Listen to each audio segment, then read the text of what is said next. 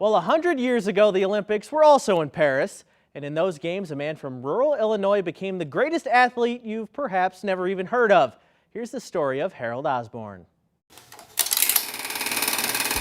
Born the son of a dairy farmer in Butler, Illinois, Harold Osborn was preparing for greatness at a young age, even if he didn't know it.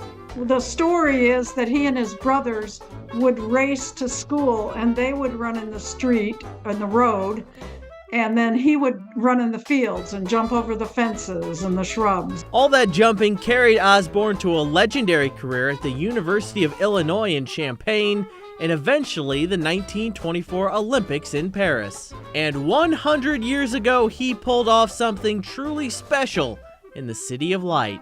The only man in Olympic history to have won the decathlon plus an extra gold in another event. Yes, not only did Osborn win the decathlon, laying claim to the title of world's greatest athlete, he also won the high jump, seen here in this extraordinary video from a century ago. But the feat only gets more impressive. Harold Osborn only had sight in one of his eyes. The buggy overturned, and it was an icy day or night, and he fell on the ice, and a piece of ice pierced his eye, his right eye. And so he was nearly blind in that eye for the rest of his life. After his athletic career, Osborn was a coach, teacher, and doctor back in Champaign, but he still had to show off his talents from time to time. When he was teaching in high school, he was a coach.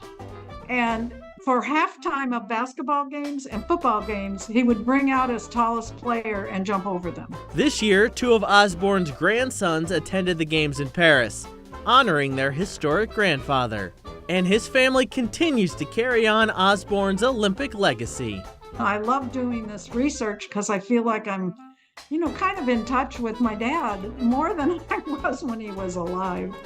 And he kept such good records. It's almost like he was thinking about, someday somebody's going to look at this. So I think he'd be proud to know it was me.